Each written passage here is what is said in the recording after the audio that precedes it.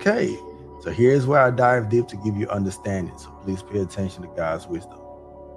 Follow along. Yahuwah, God the Father, the supreme creator, the uncreated light that came into existence by himself and established himself, began to create as an expression of himself, right?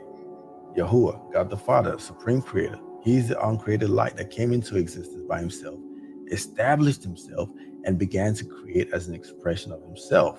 He's the creator of worlds, which are the works of his hands, and each world he creates can be surmised by chapters of existence, or as chapters of existence. Now, see, the Bible, our Bible, right? The Holy Bible, it only concerns our world. So it doesn't detail the creation of the world that preceded our time. That's the chapter before our chapter. There were several millennia where, before we were created, millions and billions of years, where Yahuwah had created the angels and ruled them for several billions of years before he even had Christ, the firstborn over all of mankind. In that chapter, Lucifer was second in command, and everything was fine. In that world, God, who created Lucifer, endowed him with so much beauty, glory, and power to the point where Lucifer was able to challenge the authority of his creator. Now, why did Lucifer challenge the authority of his creator? That's because Yahuwah, our creator, who expresses himself through creation, wanted to create a new world, a world of man in his own image and likeness, whereas his own begotten child will be the firstborn over them. In this new world, the angels who had been ruling with Yahuwah, including the high-ranking and supreme ones like Lucifer, were now going to be subject to man and serving under us. Lucifer didn't like that.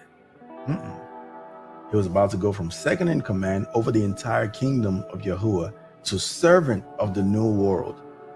That's what sparked his rebellion. He was not happy with that downgrade. He was too proud to subject himself to the new order that God was trying to usher in. And I kind of tell a story to help you understand it a little better. So take, for instance, there's a rich man, right? He has no children, and he accepts a 10-year-old boy as his servant, brings the boy home, and raises the boy as his own. The boy proves to be faithful, and the rich man trains him to maintain his offices. Over the years, the 10-year-old boy has now grown into a mature man. This servant, this boy that is mature now, he's so hardworking that he becomes exalted to second in command and commander-in-chief over everything in the kingdom of his master. Everyone else in the kingdom, they obey this servant because his voice carries the authority of the master. Now, the rich man is elderly. He treats this servant as his own son, and there's some sort of unspoken understanding that his inheritances will be given over to the faithful servant, right? So now, all of a sudden, the rich master shows up to work someday with another young boy, and he tells everyone, "This is my firstborn. I met his mother about 20 years ago while I was away on a trip, and I didn't know she got pregnant and had my child until recently. So this is my true-born son, the heir to my kingdom, the one who will inherit all my fortunes. I need you to respect him and show him everything he needs to know about my affairs." Whew. That servant wasn't so pleased. He instantly hates the master's son, thinking to himself, how can this boy come out of nowhere and become boss over me, who has been serving this man diligently for all these years? He was at the cusp of inheriting his master's kingdom, but here comes the boy who will take the position and become master over him. That's exactly what happened to Lucifer. He was that faithful servant that had been exalted to the highest office of his master's kingdom for many, many years. And suddenly, the master showed up with a son who was to take over all the inheritance that he had been longing for. And now he had to be the servant to the son that came out of nowhere. That was the problem. So that's why in Revelation 12, Lucifer, the dragon, was ready to devour Christ at the moment of Christ's spiritual birth in heaven. And that's when war broke out in heaven and Lucifer was cast down onto earth. Remember, once again, that Christ said in Luke 10:18, I saw Satan fall like lightning. That's because he was there and he saw that battle with his own very eyes.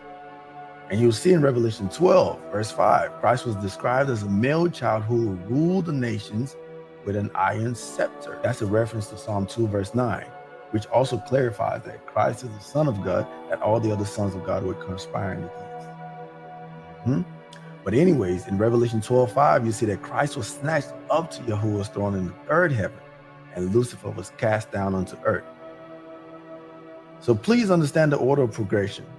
The first world where Lucifer was second in command was chapter 1, right?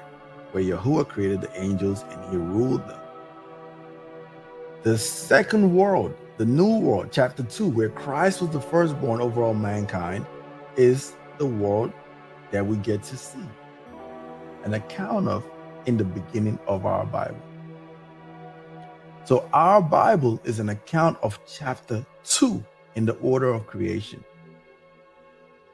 The story of our world on earth begins in Genesis 1. The story of our true ancestors, Adam and Eve, begins in Genesis 2. And our story, the reason for us being the way we are, begins in Genesis 3.